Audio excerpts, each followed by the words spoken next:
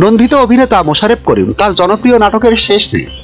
Cinema অঙ্গনে করেছেন বাজিমাত। শুধু দেশ নয়, দেশের বাইরেও তিনি তার অভিনয় দিয়ে জয় করেছেন দর্শকদের মন। অন্যদিকে টলিউডের জনপ্রিয় মুখ পার্নো মিত্র নানা সময় ভিন্নধর্মী কাজে অভিনয় করে বেশ প্রশংসা কুড়িয়েছেন তিনি। এবার এই দুই দেশের তারকা একসঙ্গে আসতে যাচ্ছেন প্রেক্ষাগৃহে। তাদের অভিনীত বিল ডাকিনী সিনেমা মুক্তির তারিখ চূড়ান্ত হয়েছে।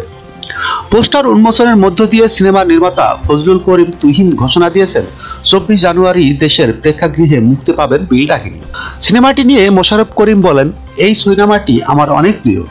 তার প্রধান কারণ হচ্ছে এটি আমাদের সমাজের কথা বলে, সমাজের সমস্যার কথা বলে, সমস্যা থেকে উত্তরণের কথা বলে, মানুষের অমানুষ হয়ে ওঠার কথা বলে এবং অমানুষকে মানুষ হবার কথা বলে। আমি ব্যক্তিগতভাবে অভিনয় করে সন্তুষ্ট এবং তৃপ্ত। গত বছরের 17 জানুয়ারি সেন্সর ছাড়পত্র পেয়েছিল সিনেমাটি। এরপর বেশ কয়েকবার মুক্তির সিদ্ধান্ত নিলেও নানা জটিলতায় মুক্তি দেওয়া হয়নি। বিল ডাকিনীতে মোশাররফ করিমকে দেখা যাবে মানিক মাঝি চরিত্রে, বাউলের সন্তান সে। অন্যদিকে পার্নোর চরিত্রের নাম হানুফা। গ্রামীণ নারী হানিফার গল্পে অবতীর্ণ হয় বিল ডাকিনী চরিত্রের কাহিনী। সিনেমাটির অন্যতম চরিত্রে আছেন শাহজাহান সম্রাট। এছাড়াও আরো অভিনয় করেছেন গাজী রাকায়েত, লুৎফর রহমান জজ, সাবেরি আলম, মনোজ পরামানিক প্রমুখ। সরকারি অনুদানের পাশাপাশি সহযোগী প্রযোজনায় আছে ডেটা সলিউশন। 2019-20 অর্থবছরে সরকারি অনুদান প্রাপ্ত বিল ডাকিনী সিনেমার পরিচালক হিসাবে মঞ্জুরুল ইসলামের নাম ছিল।